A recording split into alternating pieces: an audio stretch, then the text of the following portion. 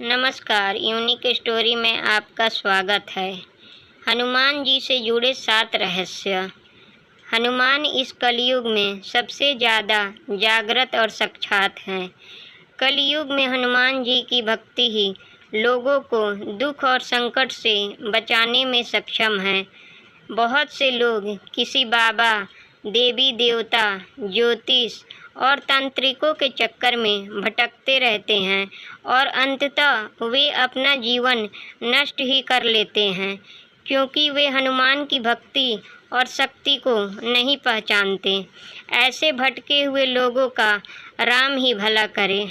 इस ब्रह्मांड में ईश्वर के बाद यदि कोई एक शक्ति है तो वह है हनुमान जी। महावीर विक्रम बजरंगबली के समक्ष किसी भी प्रकार की मायावी शक्ति ठहर नहीं सकती।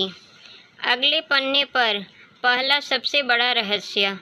क्या हनुमान जी बंदर थे? हनुमान का जन्म कपि नामक वानर जाति में हुआ था। नए शोध अनुसार प्रभु श्री राम का जन्म 10 जनवरी 5114 ईसा पूर्व अयोध्या में हुआ था। श्री राम के जन्म के पूर्व हनुमान जी का जन्म हुआ था, अर्थात आज फरवरी 2015 से लगभग 7129 वर्ष पूर्व हनुमान जी का जन्म हुआ था।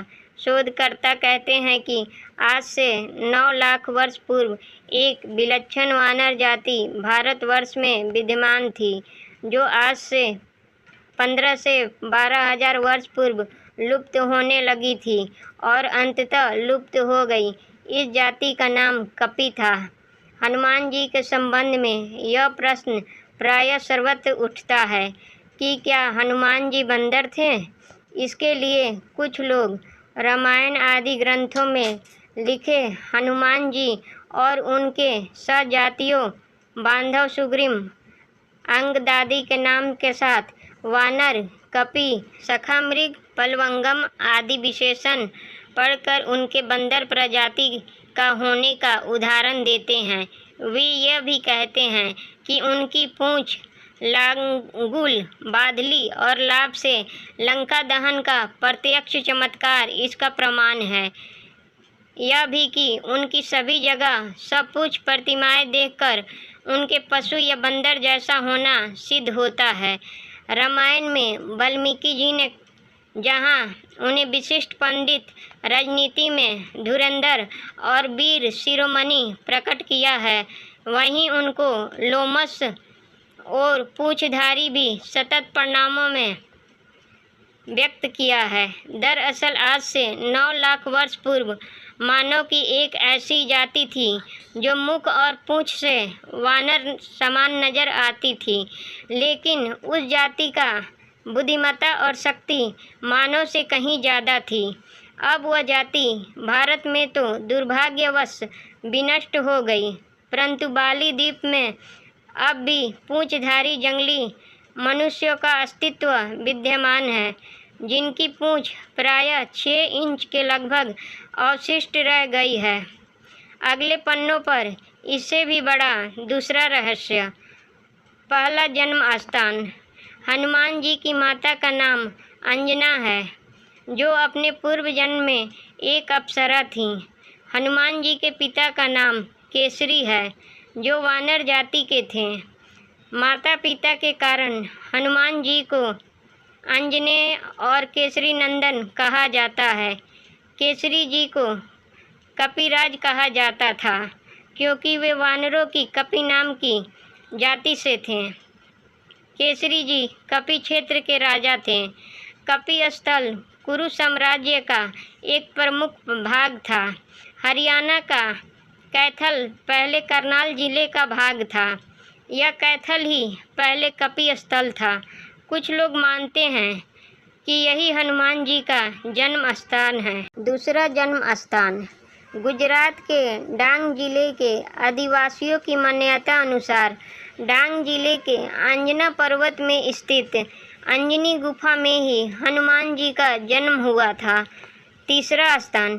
कुछ लोग मानते हैं कि हनुमान जी का जन्म झारखंड राज्य के उग्रवाद प्रभावित क्षेत्र गुमला जिला मुख्यालय से 20 किलोमीटर दूर अनजान गांव की एक गुफा में हुआ था।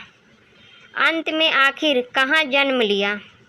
पंपा सरोवर अथवा पंपासर होसपेट तालुका मैसूर का एक पौराणिक स्थान है। हम्पी के निकट बसे हुए ग्राम अग्निगुंदी को रामायणकालीन किष्किंधा माना जाता है। तुंगभद्रा नदी को पार करने पर अग्निगुंदी जाते समय मुख्य मार्ग से कुछ हटकर बाईं ओर पश्चिम दिशा में पंपा सरोवर स्थित है। यहाँ स्थित एक पर्वत में एक गुफा भी है जिसे राम भक्तनी सबरी के नाम पर सबरी गुफा कहते हैं। इसी के निकट सबरी के गुरु मंतंग ऋषि के नाम पर प्रसिद्ध मंतंग वन बना था। हम्पी में ऋषिमुख के राम मंदिर के पास स्थित पहाड़ी आज भी मतंग पर्वत के नाम से जानी जाती है। कहते हैं कि मतंग ऋषि के आश्रम में ही हनुमान जी का जन्म हुआ था। मतंग नाम की आदिवासी जाति से हनुमान जी का गहरा संबंध रहा है, जिसका खुलासा होगा अगले पन्नों पर। इससे भी बड़ा तीसरा रहस्य, क्यों आज भी जीवित हैं हनुमान जी? हनुमान जी इस कलयुग के अंत तक अपने शरीर में ही रहेंगे। वे आज भी धरती पर विचरण करते हैं। हनुमान जी को धर्म की रक्षा के लिए अमरता का वरदान मिला था। इस वरदान के कारण आज भी हनुमान जी जीवित हैं और वे भगवान के भक्तों तथा धर्म की रक्षा में लगे हुए हैं। जब कल्कि रूप में भगवान विष्णु अवतार लेंगे, तब हनुमान, परशुराम, अश्वत्थामा, कृपाचार्य, विश्वामित्र, विभीषण और राजा बलि सार्वजनिक रूप से प्रकट हो जाएंगे। कलयुग में श्री राम का नाम लेने वाले और हनुमान जी की भक्ति करने वाले ही सुरक्षित रह सकते हैं।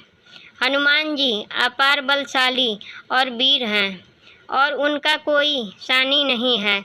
धर्म की स्थापना और रक्षा का कार्य 4 लोगों के हाथ में है: दुर्गा, भैरव, हनुमान और कृष्ण। अगले पन्ने पर इससे भी बड़ा चौथा रहस्य, कहाँ रहते हैं हनुमान जी? हनुमान जी कलयुग में गंधमादन पर्वत पर निवास करते हैं, ऐसा श्रीमद् भागवत में वर्णन आता है। उल्लेखनीय है कि अपने अज्ञातवास के समय हिमवंत पार करके पांडव गंधमादन के पास पहुँचे थे। एक बार भीम सहस्त्रदल कमल लेने के लिए गंधमादन पर्वत के वन में पहुंच गए थे, जहां उन्होंने हनुमान को लेटे देखा और फिर हनुमान ने भीम का घमंड चूर कर दिया था। कलयुग में जहां जहां भगवान राम की कथा, कीर्तन इत्यादि होते हैं, वहां हनुमान जी गुप्त रूप से विराजमान रहते हैं। सीता जी के वचनों के अनुसार अजर अमर गुण निधि सुत होए, करहु बहुत रघुनायक छोऊ। वर्तमान में कहाँ है गंधमादन पर्वत? इसी नाम से एक और पर्वत रामेश्वरम के पास भी स्थित है, जहाँ से हनुमान जी ने समुद्र पार करने के लिए छलांग लगाई थी। लेकिन हम उस पर्वत की ही नहीं बात कर रहे हैं, हम बात कर रहे हैं हिमालय के कैलाश पर्वत के उत्तर दिशा में केदार पर्वत है स्थित गंधमादन पर्वत की। यह पर्वत कुबेर के राज्य क्षेत्र में था। सुमेरु पर्वत की चारों दिशाओं में स्थित गजदंत पर्वतों में से एक को उस काल में गंधमादन पर्वत कहा जाता था। आज यह क्षेत्र तिब्बत के इलाके में है। अगले पन्ने पर इससे भी बड़ा 5वां रहस्य, मकरध्वज था हनुमान जी का पुत्र। अहिरावण के सेवक मकरध्वज थे। मकरध्वज को अहिरावण ने पातालपुरी का रक्षक नियुक्त कर दिया था। पवन पुत्र हनुमान जी बाल ब्रह्मचारी थे, तब कैसे कोई उनका पुत्र हो सकता है? वाल्मीकि रामायण के अनुसार उनके पुत्र की कथा हनुमान जी के लंका दहन से जुड़ी है। कथा जानने के लिए आगे पढ़ें। कौन था हनुमान जी का पुत्र, जानिए। हनुमान जी की ही तरह मकरध्वज भी वीर प्रतापी, पराक्रमी और महाबली थे।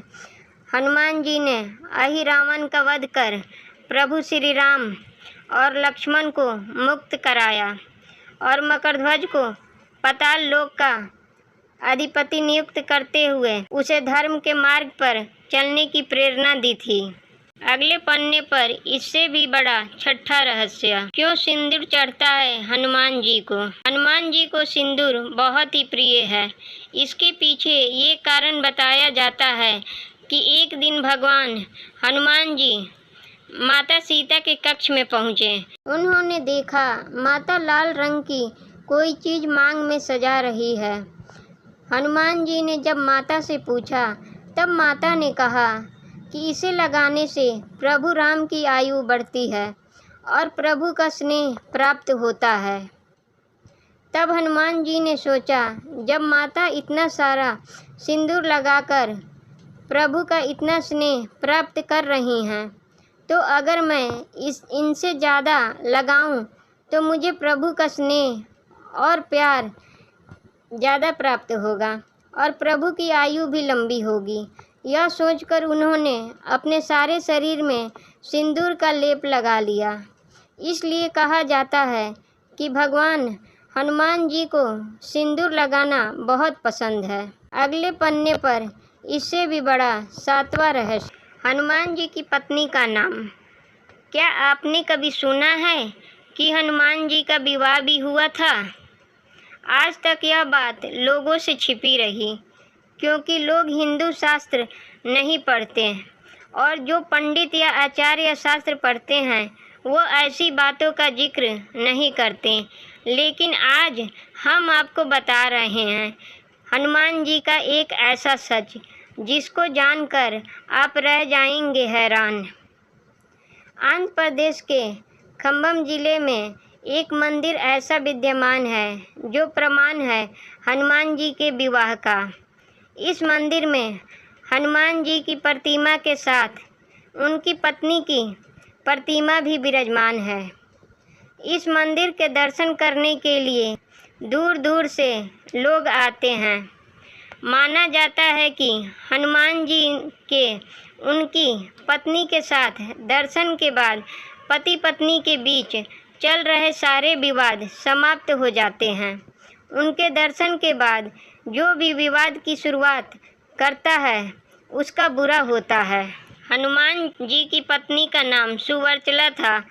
वैसे तो हनुमान जी बाल ब्रह्मचारी हैं और आज भी वे ब्रह्मचर्य के व्रत में ही हैं। विवाह करने का मतलब यह नहीं कि वे ब्रह्मचारी नहीं रहे।